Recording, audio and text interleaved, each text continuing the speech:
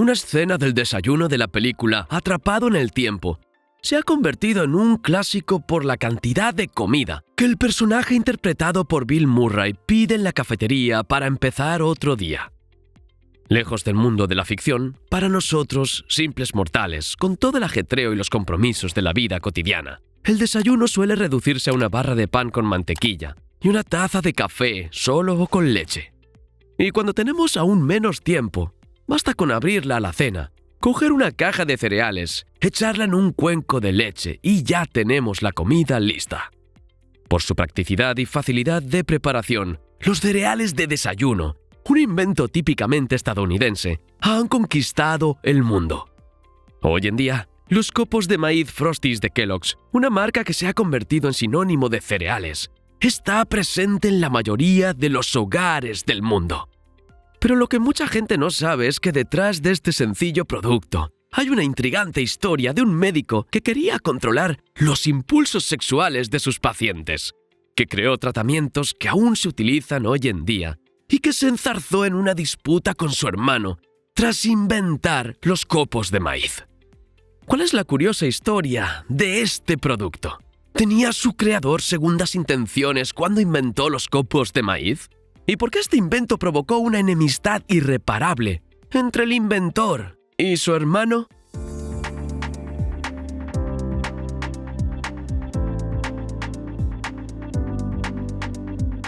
Hacer copos de maíz es fácil. Solo se necesitan unos pocos ingredientes que probablemente tengas en casa.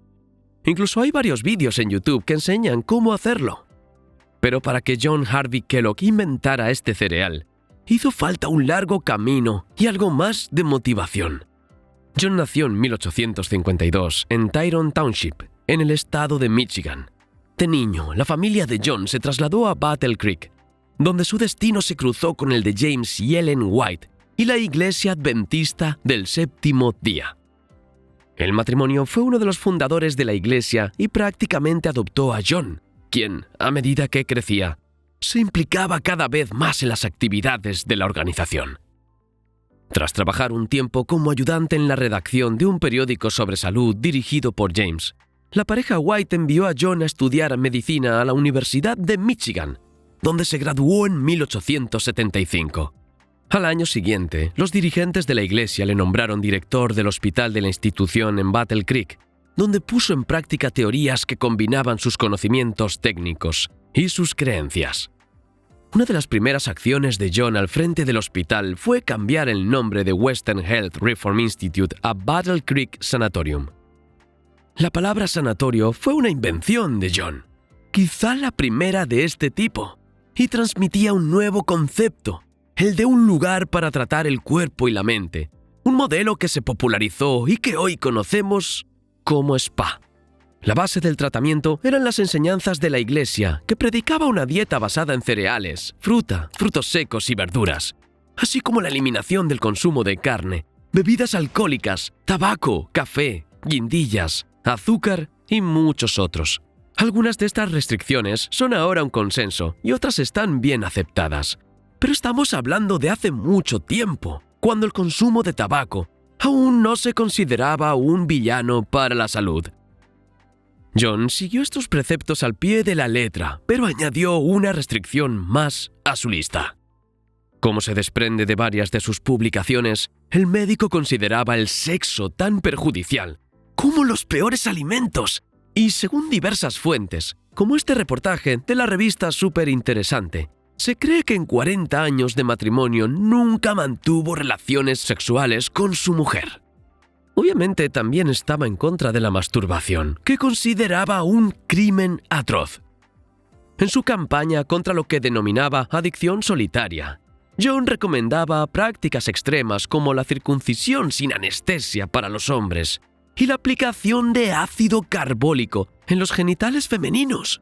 El médico dejó claro que estas recomendaciones eran para casos extremos, ya que creía que en la mayoría de las situaciones era posible combatir los impulsos a través de la comida.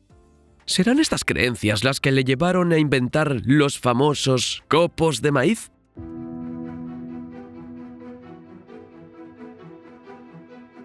Aunque su nombre se vinculó a los copos de maíz, John fue un inventor productivo que registró varias patentes a lo largo de su vida.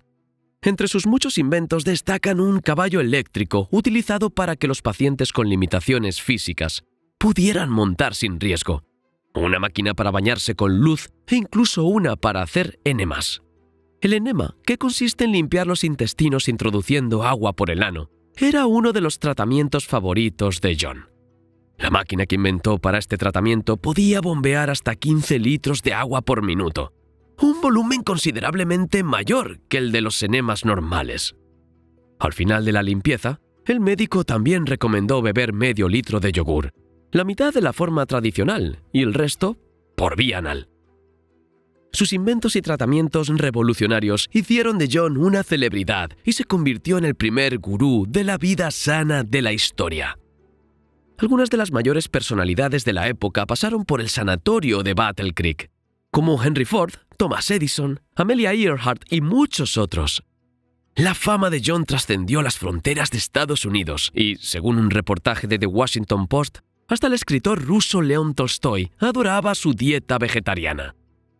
Mientras John se ocupaba de los pacientes, su hermano William Keith Kellogg, conocido como Will, gestionaba las cuentas y otras tareas del sanatorio. Mientras tanto, convencido de que el desayuno americano era la causa de muchos problemas de salud, John empezó a realizar experimentos para producir un alimento que respondiera a sus criterios. Por aquel entonces, cuando las cocinas aún funcionaban con leña, la primera comida de los estadounidenses solían ser las sobras de la cena de la noche anterior, que incluían pollo, otras carnes más pesadas y mucha fritura. Para dar alternativas a sus pacientes, el médico creó una galleta horneada con harina de maíz y avena como ingredientes principales. A partir de entonces, el azar entró en juego y contribuyó a la aparición de los copos de maíz. Cuando un paciente se rompió un diente con una de estas galletas de harina de maíz y avena, John cambió el proceso de fabricación y empezó a moler los alimentos. Al principio llamó a su creación granula, pero cuando descubrió que el nombre ya estaba registrado, lo cambió por granola. Muchos pacientes que probaron la comida durante su hospitalización empezaron a pedirla al volver a casa, lo que inició un nuevo negocio para los hermanos. Una vez más, en una noche de 1894, el azar acudió al rescate cuando Will dejó accidentalmente una receta de pastelería sin hornear. Cuando regresó y vio que la masa había fermentado, en lugar de tirarla, decidió pasarla por un cilindro y se dio cuenta de que se rompía en pequeños copos.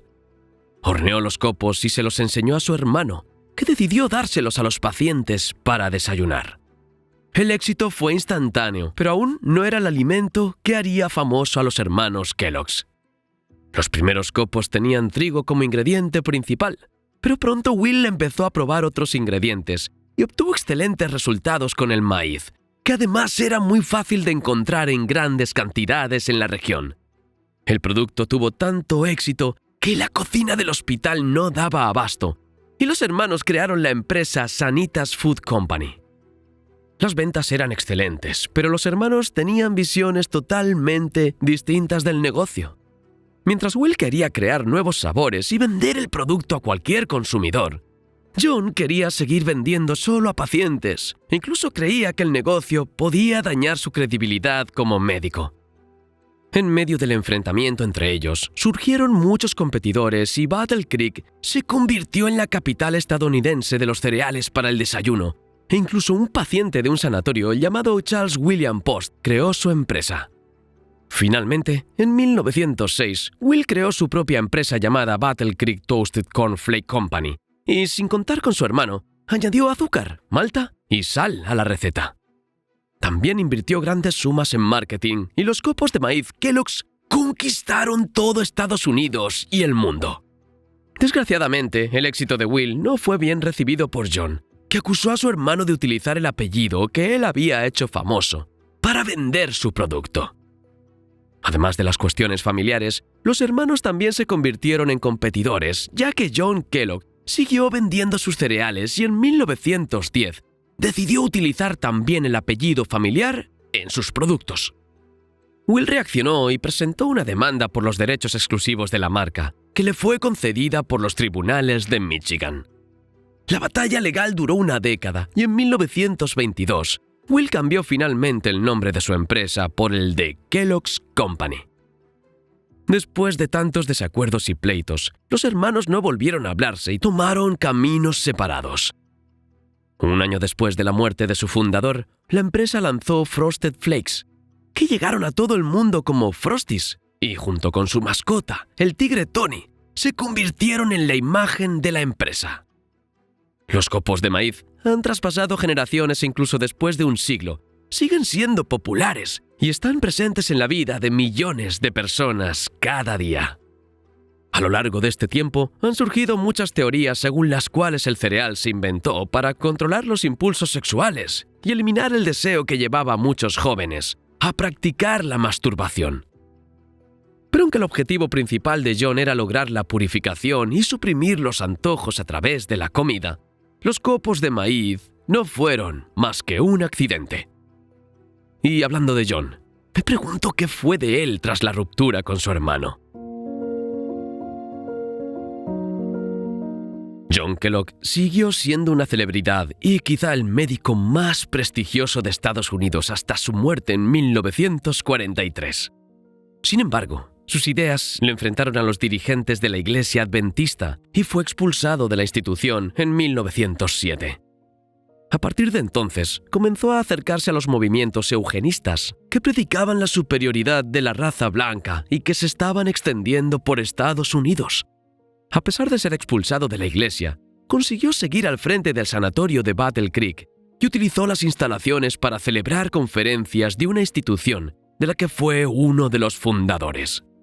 La Fundación para la Mejora de la Raza pretendía promover políticas de mejora de la raza, fomentando la segregación racial, la mejora de la raza mediante la unión de lo mejor de cada sexo y la castración de las personas con discapacidad intelectual.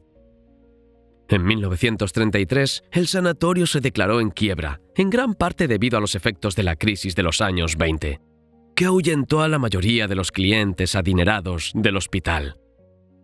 La institución sobrevivió una década más y tras la muerte de John Kellogg, el ejército estadounidense compró las instalaciones para crear un hospital militar.